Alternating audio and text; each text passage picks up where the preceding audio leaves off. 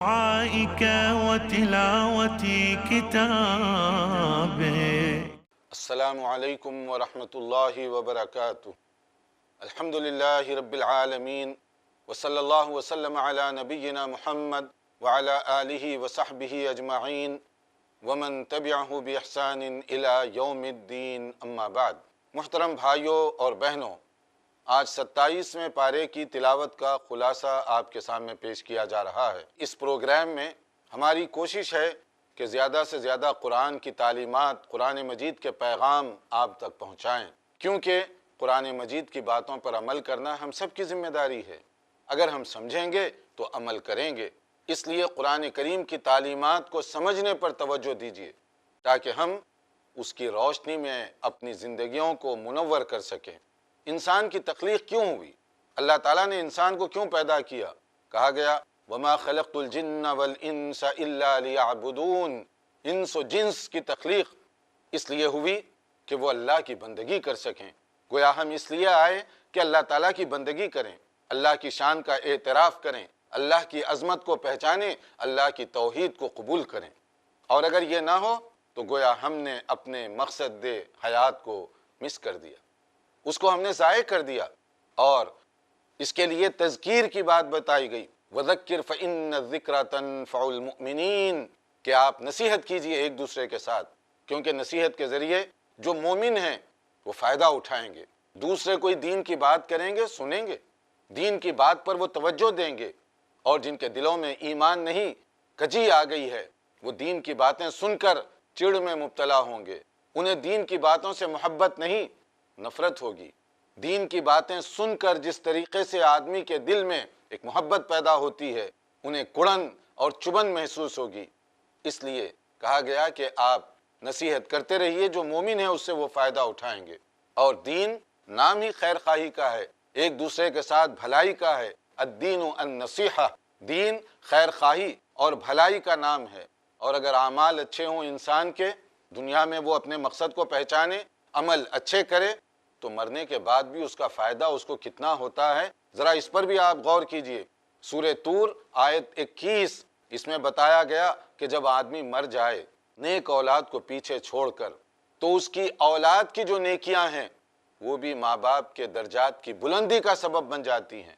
یعنی مرنے کے بعد بھی نیک اولاد اپنے والدین کے حق میں رحمت ثابت ہوتی ہے، مرنے کے بعد بھی ان کے درجات کی بلندی کا سبب بنتی ہے۔ صحیح مسلم کی ایک حدیث ہے، رسول اللہ صلی اللہ علیہ وسلم نے فرمایا اذا مات الانسان انقطع عنہ عملہ الا من ثلاث، کہ جب آدمی مر جاتا ہے اس کا نام اعمال بند کر دیا جاتا ہے، کلوز، نہ کوئی چیز فائدہ پہنچاتی ہے نہ نقصان، سوائے 3 باتوں کے جو اس حدیث میں رسول اکرم صلی اللہ علیہ وسلم نے خاص طور پر فرمائی۔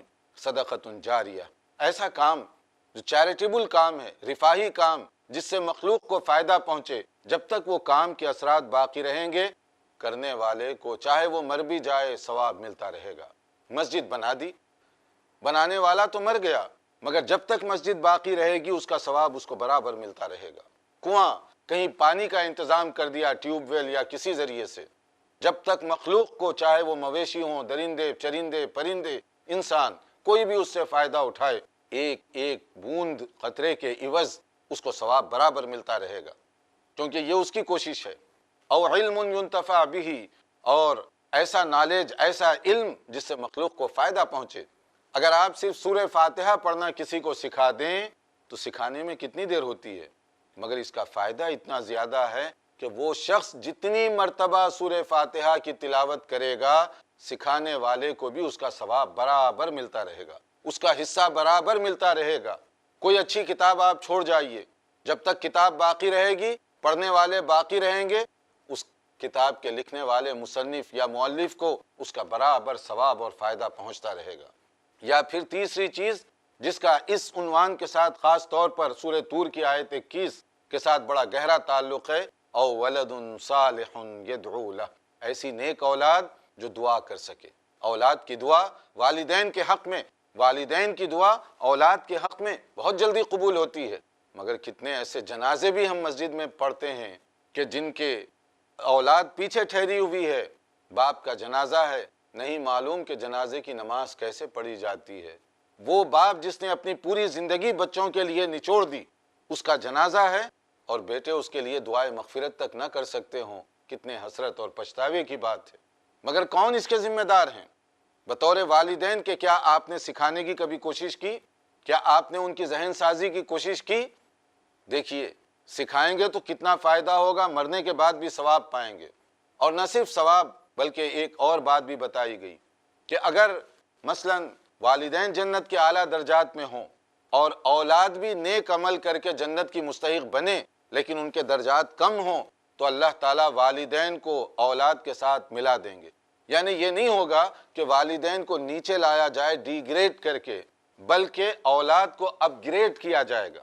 یعنی ان کے سمجھ لیجئے کہ کم درجات ہیں، والدین کی نیکیوں کی وجہ سے اولاد کے درجات کو بھی بلند اتنا کر دیا جائے گا۔ نیک اولاد کے کیا کیا فائدے ہیں، اچھی اور عمدہ تعلیم اور تربیت کے کیا کیا فائدے ہیں۔ پھر سورہ نجم کے شروع میں رسول اکرم صلی اللہ علیہ وسلم کے حوالے سے ایک قانون اور اصولی بات بتائی گئی، اور وہ کیا ہے کہ نبی کریم صلی اللہ علیہ وسلم اپنی طرف سے دین کی باتیں نہیں کہا کرتے جب تک کہ وحی نہ آ جائے۔ اور وحی کہاں سے آتی ہے؟ اللہ رب العالمین کی طرف سے۔ گویا نبی کی بات اللہ کی بات ہوئی، نبی کی بات ماننے والے اللہ کی بات ماننے والوں کی طرح سے ہوئے، اور نبی کی بات کا انکار کرنے والے اللہ تعالیٰ کی بات کا انکار کرنے والے ہوئے، کیونکہ پیغام وہاں سے آ رہا ہے۔ نبی کا کام پہنچانا ہے۔ نبی کی بات سن کر انکار کرنا صرف نبی کی نافرمانی نہیں بلکہ اللہ کی بھی نافرمانی ہے۔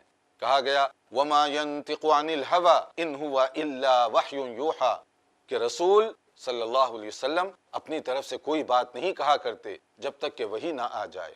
کتنے موقعوں پر آپ سے لوگوں نے پوچھا، آپ انتظار کرتے رہے وحی کا، وحی آنے کے بعد پھر آپ نے فیصلہ سنایا۔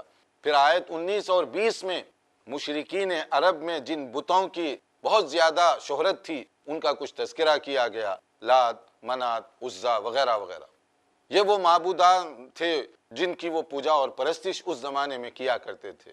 کہا گیا کہ یہ تمہارے گھڑے ہوئے نام اور تمہاری گھڑی ہوئی داستانیں ہیں، اس کی حقیقت نہیں کہ یہ تمہیں کوئی فائدہ پہنچائیں یا کوئی نقصان پہنچائیں، مگر یہ نام صرف چند نام ہیں۔ اگر آپ غور فرمائیے، ہر ملک کے اپنے نام ہیں جن کے ساتھ لوگ اسی طرح کا معاملہ کرتے ہیں۔ وہاں جو رائج نام تھے وہ تو اس میں ذکر کیے گئے، مگر اس کا پیغام عام ہے کہ تم اگر کسی کے بارے میں یہ سمجھو کہ وہ تمہارے لیے معاون اور مددگار ہوگا اور اس کی تمہیں عبادت کرنے کی اجازت ہے تو یہ چیز تمہارے لیے نقصان دہ ہوگی، باطل ہوگی، شرک ہوگا، کیونکہ عبادت اللہ کی، بندگی اللہ کی، استعانت اللہ سے، مدد ہم طلب کریں گے اللہ تعالیٰ کی۔ وَمَا أُمِرُوا إِلَّا لِيَعْبُدُوا اللَّهَ مُخْلِصِينَ لَهُ الدِّينَ ہم اس بات کے پابند ہیں کہ صرف اللہ تعالیٰ کی عبادت کریں، اور عبادت اللہ کو چھوڑ کر کسی اور کی نہیں کی جا سکتی۔ پھر ایک آیت 32 کے اندر ایک بشارت سنائی گئی کہ اگر کوئی کبیرہ گناہوں سے بچے گا تو انسانی زندگی میں ہونے والی بھول چوک اور لغزشوں کو اللہ تعالیٰ اپنے فضل و کرم سے درگزر فرمائیں گے، اور نہ صرف درگزر فرمایا جائے گا کہ اللہ تعالیٰ ان کی جو غلطیاں ہیں ان کو نیکیوں سے بدل ڈالیں گے۔ یعنی ایک آدمی کو نہیں معلوم تھا، نادانی میں وہ گناہوں کے کام کرتا رہا، پھر جب دین کی سمجھ آئی، توبہ کر کے وہ دین میں داخل ہوا تو اللہ تعالیٰ اتنے رحیم اور اتنے کریم ہیں کہ اس کے گناہوں کو بھی معاف کیا جائے گا اور پچھلے گناہوں کو اس کی نیکیوں میں تبدیل کر دیا جائے گا، کیونکہ یہ آدمی نادان تھا جب کر رہا تھا، اور جب اس کو معلوم ہوا فوری اس نے توبہ کی اور فوری وہ برائی سے باز آیا۔ پھر ایک اور بات آیت 38 اور 39 میں اللہ تزر وازرۃ وزر اخری ایک قانون بنایا گیا، قیامت کے دن کوئی کسی کا بوجھ نہیں اٹھائے گا، ہر آدمی اپنی ذمہ داری کا وہاں جواب دہ ہوگا، ہر ایک سے اپنے بارے میں پوچھا جانے والا ہے۔ اور کہا گیا وَأَن لَيْسَ لِلْإِنسَانِ إِلَّا مَا سَعَىٰ انسان کو وہی ملے گا جس کے لیے اس نے ذاتی طور پر محنت کی، کوشش کی۔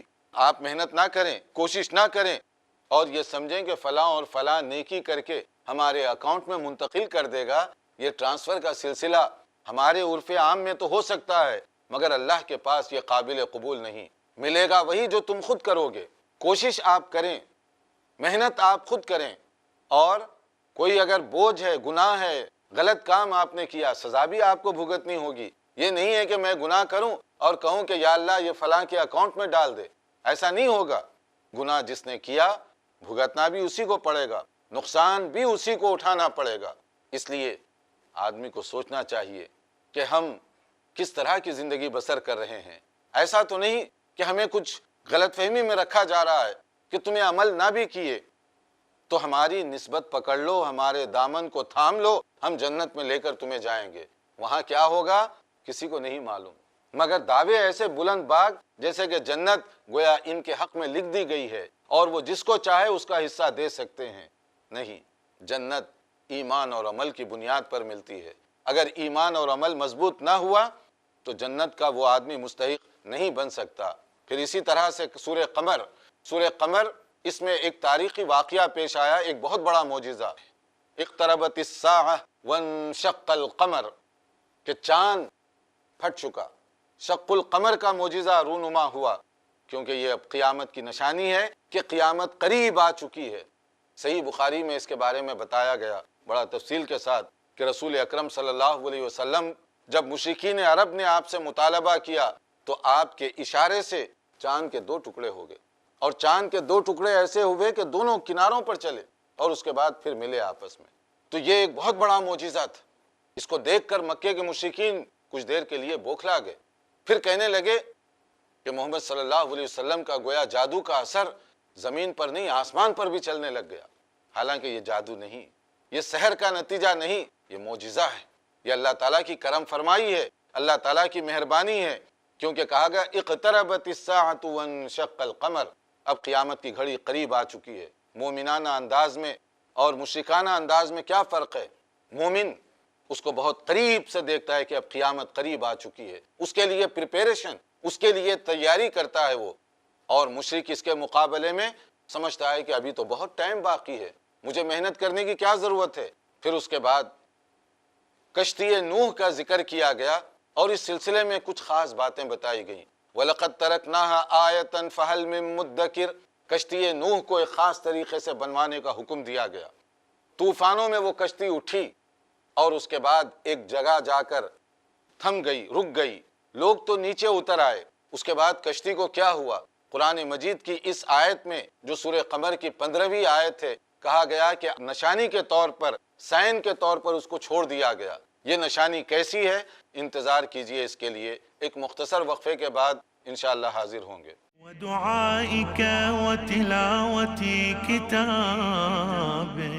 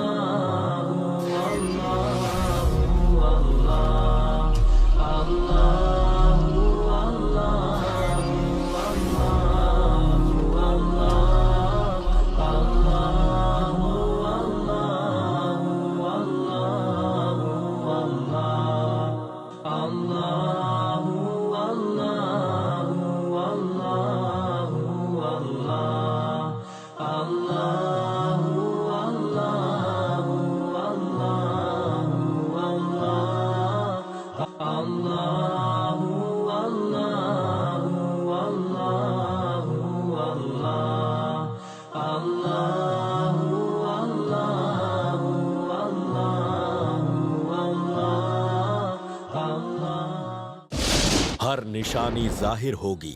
پوری دنیا کے اندر حالات بڑی تیزی سے بدل رہے ہیں، تو یہ ہمیں کس بات کی طرف اشارہ کرتا ہے؟ دراصل حالات کی یہ تبدیلی اشارہ ہے قیامت قریب ہے۔ ہر علامت سامنے آئے گی۔ قیامت کی نشانیوں سے مراد وہ بھیانک واقعات ہیں جو آخری زمانوں میں رونما ہوں گے۔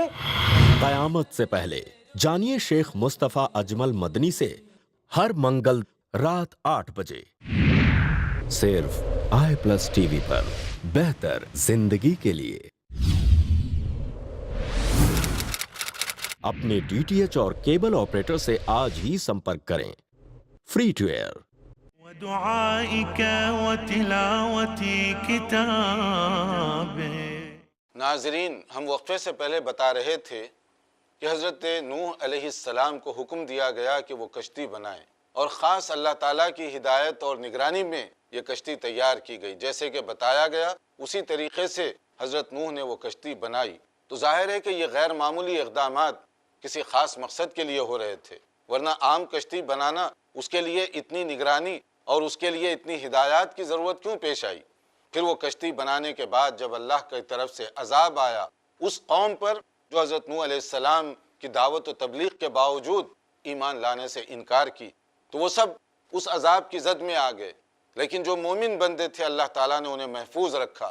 پھر وہ کشتی پانی کے اندر چل رہی تھی، بہت بلند ہوتی گئی، بہت بلند ہوتی گئی، اور پہاڑ کی بلندی پر جا کر وہ بہت دور وہاں پر جا کر وہ کشتی رکی۔ پھر اس کے بعد میں تو لوگ نیچے اتر آئے، جب پانی تھم گیا، عذاب ختم ہو گیا، تو کشتی کا کیا بنا؟ تو کہا گیا کہ اس کشتی کو ہم نے پیچھے آنے والوں کے لیے بطور نشانی کے قائم رکھا۔ تو وہ نشانی کیا تھی؟ وہ کشتی جہاں گئی وہاں پر بہت غیر معمولی قسم کی گلیشیئر برف وغیرہ جمی ہوئی ہوتی ہے، اور ماضی قریب میں، بہت قریب کے زمانے میں جب وہاں گلیشیئر پگھلی، یعنی برفانی تودے پگھلنا شروع ہوئے، تو اس کے بعد کچھ لوگوں نے محسوس کیا کہ وہاں کوئی چیز ہے۔ پھر اس کے بعد میں لوگوں نے مختلف قسم کی تحقیقات کی، اور ان تحقیقات کے نتیجے میں انہوں نے یہ رائے قائم کی کہ یہی شاید حضرت نوح علیہ السلام کی کشتی تھی، کیونکہ جس انداز سے اس کو بنایا گیا، جتنے اس کے اندر یونٹ بنائے گئے وغیرہ وغیرہ، کوئی بات سمجھ میں نہیں آتی کہ پہاڑوں کی اتنی بلندی پر یہ کشتی آئی کیسے، یہاں تک لایا کون اس کشتی کو، اور پھر کب آئی، کس طریقے سے اس کو محفوظ کیا گیا وغیرہ وغیرہ۔ پھر لیبارٹری میں اس کے مختلف قسم کے ٹیسٹ کیے گئے، اور اس کے بعد میں وہ اس نتیجے پر پہنچے بعض تحقیق کرنے والے کہ یقیناً یہی حضرت نوح علیہ السلام کی کشتی ہے۔ یعنی قرآن نے کہا تھا کہ اس کو ہم بطور نشانی کے چھوڑ رہے ہیں، اور یہ نشانی ماضی بالقریب میں کس طریقے سے سامنے آئی، انسانی عقل معوف ہو جاتی ہے وہاں پر کہ یہ واقعہ کیسے ہوا، یہ بات کیسے ہوئی۔ یہ قرآن کریم کا معجزہ ہے کہ قرآن کریم میں کچھ ایسی باتیں بتائی گئی ہیں جو رسول اکرم صلی اللہ علیہ وسلم کے زمانے سے بہت پہلے پیش آئی، اور بعد میں آنے والی تاریخ نے، تحقیق نے، ریسرچ نے اس کو درست ثابت کیا۔ اگرچہ کہ ہمارا ایمان ہے، کوئی مانے یا نہ مانے، جو کچھ قرآن مجید میں کہا گیا وہ سچ اور برحق، مگر تحقیقات اور ریسرچ کے نتیجے میں ہمارا ایمان اور مضبوط ہوتا ہے، اور ہم اس کو بنیاد بنا کر بڑے اطمینان کے ساتھ پڑھے لکھے غیر مسلموں تک دین کی بات پیش کر سکتے ہیں۔ پھر سورہ قمر کے اندر آپ نے دیکھا ہوگا، آپ نے تلاوت کرتے ہوئے حافظ صاحب کو سنا ہوگا، ایک آیت بار بار پڑھی گئی، وَلَقَدْ يَسَّرْنَا الْقُرْآنَ لِلذِّكْرِ فَهَلْ مِن مُدَّكِرٍ، کہ اللہ تعالیٰ نے فرمایا کہ ہم نے اس کلام کو آسان بنایا ہے، کیا ہے کوئی جو اس سے نصیحت حاصل کرے؟ یعنی قرآن مجید کو آسان بنایا گیا تاکہ اس سے سبق حاصل کریں، تاکہ اس سے نصیحت حاصل کریں۔ اور آج کل کچھ لوگ یہ پروپیگنڈا کرتے ہیں، غلط فہمیاں پیدا کرتے ہیں کہ قرآن بہت مشکل کلام ہے، خبردار جو سمجھنے کی کوشش کی، تم کیا، تمہاری مجال کیا کہ قرآن کو سمجھو، صرف تلاوت کر لو، یہ کافی ہے تمہارے لیے۔ اب آپ دیکھیے قرآن کہہ رہا ہے ہم آسان ہیں، اللہ تعالیٰ فرماتے ہیں کہ قرآن کو آسان کیا گیا سمجھنے کے لیے، نصیحت حاصل کرنے کے لیے، اور آج کے لوگ کچھ کہتے ہیں کہ قرآن مشکل ہے، تو کس کی بات آپ مانیے گا، کس کا کلام درست ہے؟ دراصل ہم نے دین کے نام پر کچھ ایسی دکانداریاں قائم کی ہیں اپنی ذاتی مفادات کے لیے۔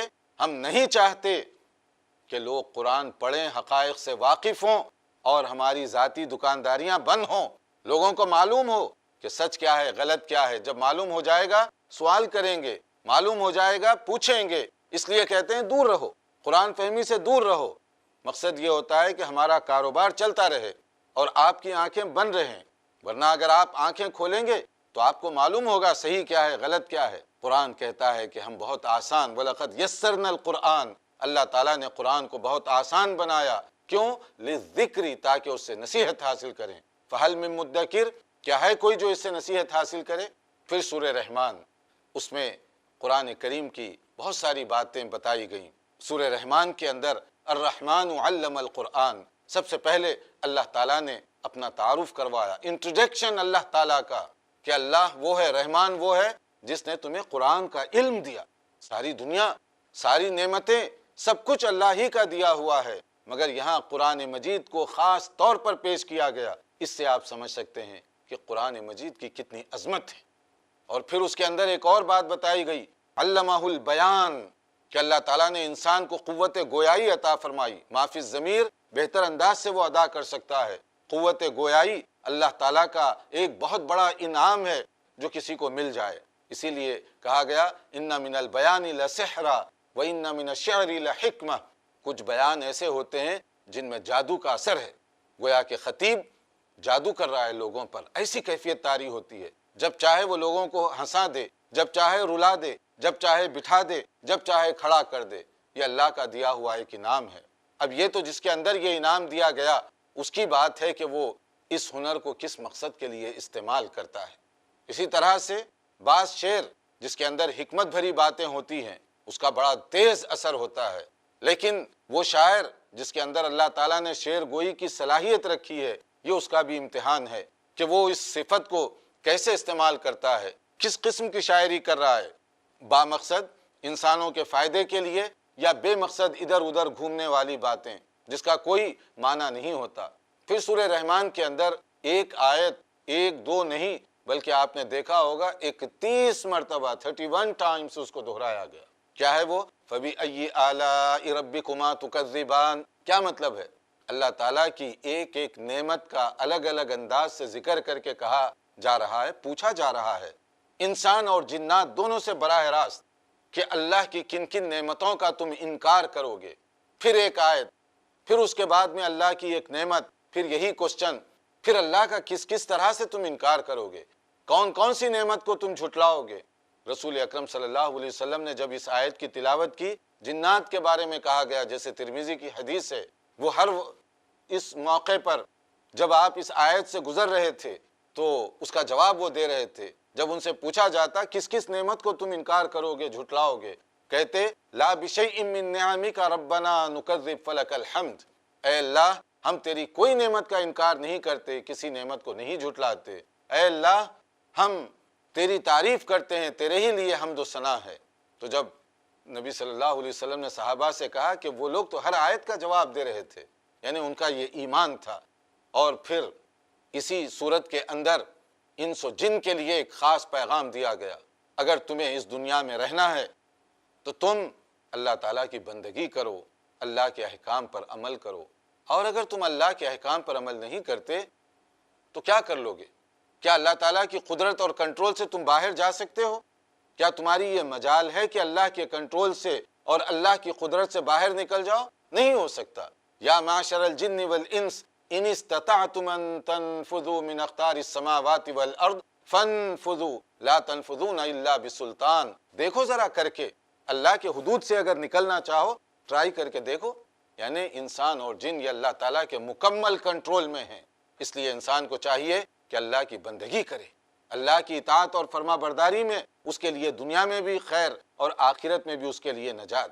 پھر سورہ واقعہ ہے، سورہ واقعہ کے شروع میں قیامت کے دن جو پیش آنے والے ہولناک مناظر ہوں گے ان میں سے کچھ کا تذکرہ کیا گیا، خاص طور پر جب لوگوں کو کھڑا کیا جائے گا میدان محشر میں، اور میدان محشر میں کھڑا جو کیا جائے گا کہ اس کے اندر 3 گروہ انسانوں کے بنا دیے جائیں گے۔ السابقون الاولون کا ایک گروہ ہوگا جو ٹاپ آف دی لسٹ، بہت اونچی شخصیات، انبیاء کرام علیہم الصلاۃ والسلام وغیرہ جیسی شخصیات، یا بہت اونچے رتبے کے لوگ۔ اس کے بعد اصحاب الیمین، دائیں طرف والے لوگ، رائٹ سائڈ والے لوگ، یہ علامت ہوگی کہ یہ لوگ کامیاب ہونے والے ہیں۔ اور بائیں طرف والے لوگ، یہ علامت ہوگی کہ جو لیفٹ سائڈ پر ہیں یہ ناکام لوگ ہیں۔ یعنی ایسے نہیں ہے کہ پہلے دن سے آخر دن تک جب لوگوں کو کھڑا کیا جائے گا کتنے کروڑوں اربوں لوگ ہوں گے تو کبھی یہ مغالطہ اور کنفیوژن ہو سکتی ہے کہ اتنے لوگوں کو کیسے کھڑا کیا جائے گا۔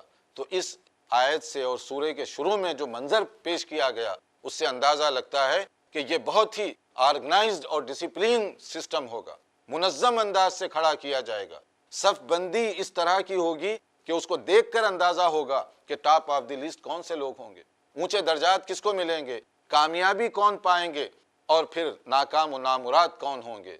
اور اس طرح جو تقسیم کر کے کھڑا کیا جائے گا وہی انسان کو سمجھنے کے لیے کافی ہے۔ اگر ہم چاہیں، اور یقیناً ہم چاہیں گے کہ ہمیں کامیاب لوگوں کے زمرے میں شامل کیا جائے، تو اس کے لیے باعمل زندگی گزارنی ہوگی، قرآن مجید کی تعلیمات کے مطابق عمل کرنا ہوگا۔